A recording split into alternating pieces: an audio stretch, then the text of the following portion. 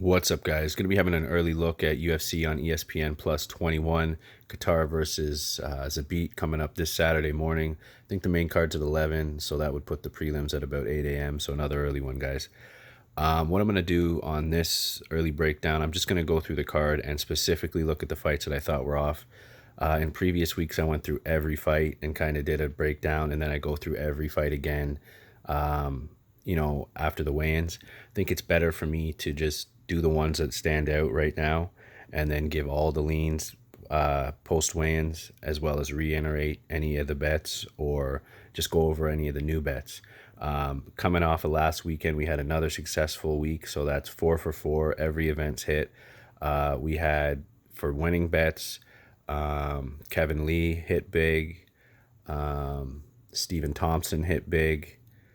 What were the other two? Now the loss was Nate Diaz, and I also had a small parlay with Hardy and Julio Arce, but I kept that super small. And the reason that I put that in a parlay was where I thought those two were gonna win, but I didn't. I wasn't super confident, not enough to put any big amount of money, and I did want action on more of the fights, like I mentioned. So I had a bit of a cheat day there last weekend.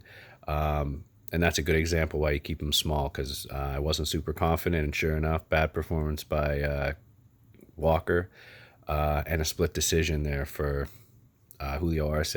Arce's still a good fighter, just lost the split there. So overall profitable night. Derek Lewis is well hit. So yeah, I was 4-1 on straight bets. Nate Diaz being the loss. That could have been, one of the fights of all time. It was a really good fight for what it was for that 3 rounds. Still a great fight, but that could have been something for the ages if they let that go. But it is what it is. We're gonna go for another profitable week here, guys. So let's just get straight into it. And again, now I will be back. Post weigh-ins should be earlier than normal because this card's early in the morning. When I say post weigh-in, guys, I don't mean ceremonial. I mean the actual early morning, day before weigh-ins. The ones that they don't do on stage or anything like that. Right now they have a bit different system where they weigh in the morning, and then they just get on the scale for show. So I will probably at the latest Friday afternoon, just to give everybody a chance to get those bets in. There was no props last week, guys. For anybody wondering why I didn't add props into that final video, it was just because I didn't see any. So I should have just mentioned that there were none. It completely slipped my mind. But no real prop bets last week outside of the women's fight to go the distance. And that was it. Also, that PFL parlay did hit. For anybody who took me up on that, I did expect, as I mentioned in that video for PFL last week, this parlay is probably going to hit if we come back here on Monday. But based off principle, the way they lay them out there for the playoffs, I didn't like it. Sure enough, it did hit though. So anybody who took that parlay at plus money, congratulations. It was a good bet. It was just I didn't like the way they're structuring the PFL bets on the websites. But again, guys, there are probably 3 or 4 fights on this card to look at, but I have no pre-fight bets yet, guys. I do feel like there'll be line movement, and also there's a lot of tape that I want to look at. So this is unlike a lot of other weeks where I do have pre-fight bets by now. There is one I am going to make though. So even though I don't have it put in yet, I will be placing it unless the lines have moved since I looked at it. And that is Calvin Kattar. Those lines are off, guys. He shouldn't be a 3-1 dog. I do like him to win. Now, Zabit, of course, can win. He's a talented fighter. I just feel like, even if Kattar was at a 2.2 dog, I probably wouldn't take a shot because I would consider those accurate. Like, I don't think that he's like it's pretty much an even fight, I should say.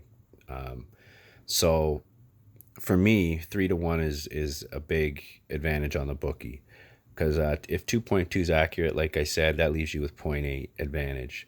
So that's enough for me to pull the trigger. But Zabit is dangerous. I do think that those odds reflect his performances, though. He's had some crazy, that submission he had was crazy, and he had, just a lot of hype. So that does reflect in the odds. I do expect those to decline, though, for Kattar. somebody else is going to hit that big. So I do recommend Kattar for anybody who, who likes him, who, thinks he has a good shot on this fight. The odds are off. And then again with Volkov and Hardy, that sticks out in my mind when he got blasted there, knocked out by Lewis. So, no value there for me. Also, Danny Roberts here, guys, is a dog. A bit of value there. That's a bit off. Imadaev's a good fighter. I just feel Roberts is really hungry. Yeah, I'm going to get back to that one after the weigh-ins, but that's another one.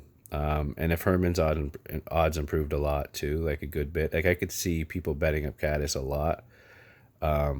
Herman's on his way out for sure. He's on the decline big time, but he has a lot of experience on Caddis, and he's seen everything inside the octagon, right? Like Herman's been around for how many UFC fights? I mean, it's been years. He's been in there, so, and he hasn't taken a lot of damage, really. I mean, that said, he's had his fair. Of course, he had being in the UFC. No matter what, for that many fights, you've taken some damage. But for a guy who's been around a long time, he's one of the more durable fighters. So if his line really improved, which I could see happening, I just think he's going to be a massive dog by the time the fights roll around. So it's a possibility.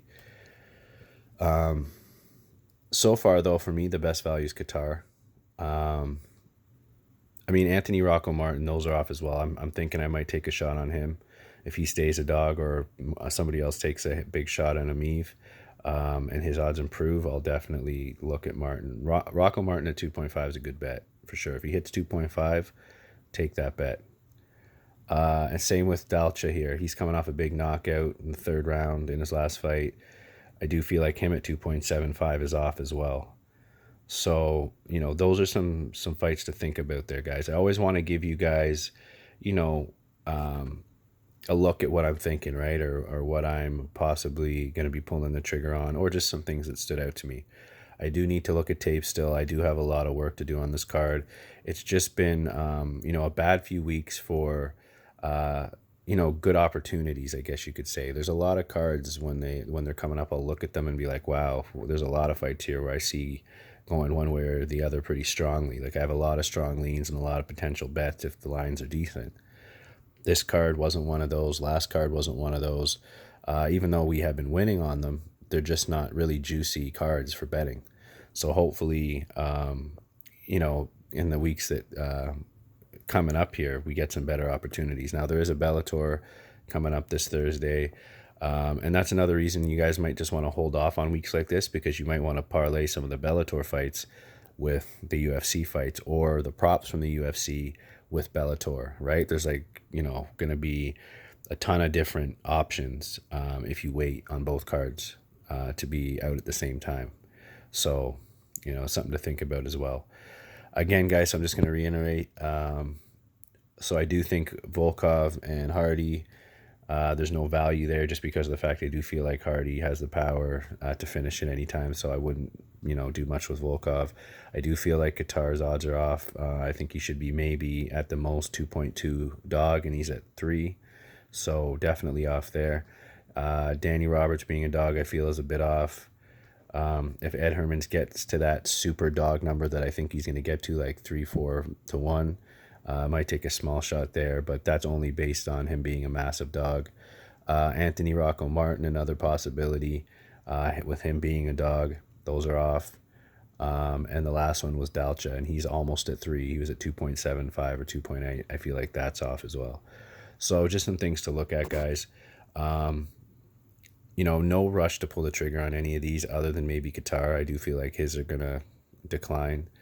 But I feel like the rest, I don't think this is going to be a massively popular betting card, to say the least. So we'll keep it at about 10 minutes here, guys. For anybody who hasn't subscribed yet, I noticed in the analytics, it's about, I think it's like 50%. So even that's kind of impressive to me, that half the people are subscribed. So I really appreciate everybody who has. But now with it being coming up on a month, or this is the 3rd week, so next week will be, I think, the 4th.